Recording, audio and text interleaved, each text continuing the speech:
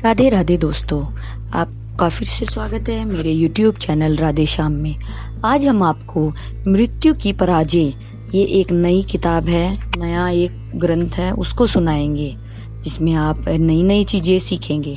लेकिन ये शुरू करने से पहले मेरी आप सबसे विनती है कि आप मेरे चैनल को सब्सक्राइब, लाइक और शेयर ज़रूर करें ताकि हम आपके लिए और अच्छी अच्छी पुराने ला सकें। राधे राधे दोस्तों, आपका फिर से स्वागत है मेरे YouTube चैनल राधे श्याम में। आज हम आपको आगे की कथा सुनाते हैं। अतएव इन दोनों अवसरों पर हम उनके सम्मान में वार्षिक उत्सवों का आयोजन करते हैं। वस्तु सामान्य व्यक्ति भी न तो जन्म लेते हैं न मरते हैं, तो फिर कृष्ण तथा उनके भक्तों के विषय में क्या कहा जा सकता है। कभी कभी नास्तिक लोग कहते हैं कि ईश्वर मृत है। वे यह नहीं जानते कि शुद्ध और अक्षुद्ध जीव तक नहीं मरता, तो फिर ईश्वर कैसे मर सकता है। भगवत गीता में नास्तिकों को मूढ़ अर्थात मूर्ख या धूर्त कहा गया है। उन्हें कोई ज्ञान नहीं होता, किंतु वे अपने को विद्वान व्यक्ति होने का दिखावा करते हैं तथा कुछ ऐसी बातें कहते हैं जो न तो उनके अपने लिए न ही जनता के लिए अच्छी होती है। कृष्ण चिंतन द्वारा मुक्ति, जो कि अजामिल जिस तिस भांति मृत्यु के समान नारायण या कृष्ण के चिंतन में लीन हो गया, अतः जीवन भर पाप कर्म करते रहने के बावजूद वह मुक्ति का पात्र बन गया। कृष्ण का चिंतन किसी भी रूप में किया जा सकता है। गोपियां एक तरह से कामेच्छावश कृष्ण के चिंतन में लीन रहती थी। शिशुपाल क्रोधवश कृष्ण के विचारों में लीन रहता था और कंस भयवश निरंतर कृष्ण का चिंतन करता रहता था।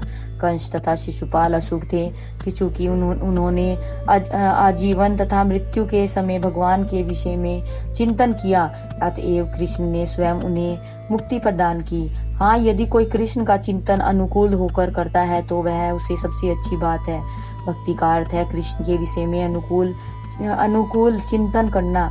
शिशुपाल तथा कंस भक्त न थे, किंतु क्योंकि भक्त शब्द उनके लिए व्यवहित होता है जो कृष्ण के प्रति अनुकूल रहता है, किंतु कृष्ण के विषय में प्रतिकूल चिंतन भी कृष्ण को ग्रास है। कृष्ण इतने दयालु हैं कि यदि उन्हें अपना शत्रु सोचने वाला भी सदैव उनका चिंतन करता है तो वह सबसे बड़ा योगी बनकर मुक्ति प्राप्त करता है। इस तरह कंस तथा शिशुपाल जैसे शत्रुवत व्यक्तियों को भी योग तथा तपस्या करने का फल प्राप्त हो सका।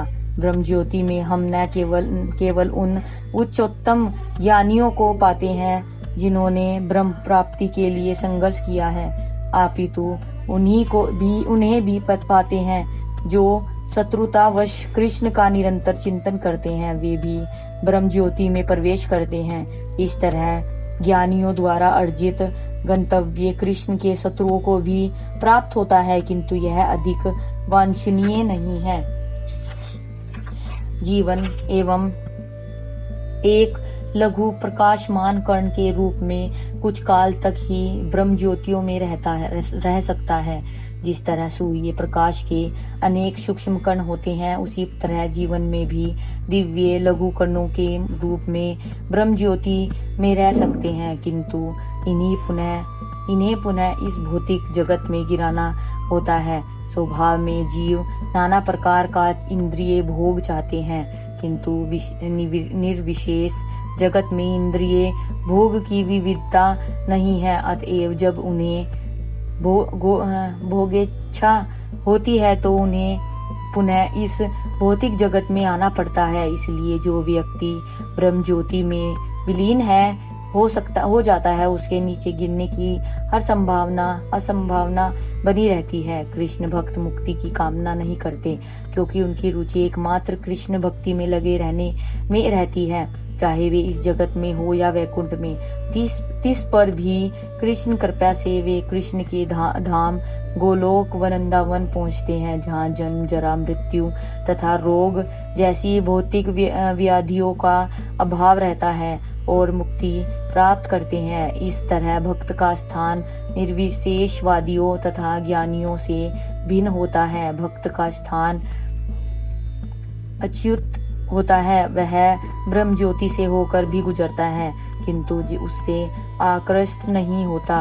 वह वैकुंठ लोकों द्वारा विशेषतया गोलोक वृंदावन द्वारा आकृष्ट होता है, जहाँ भगवान अपने संगियों समेत सदैव निवास करते हैं।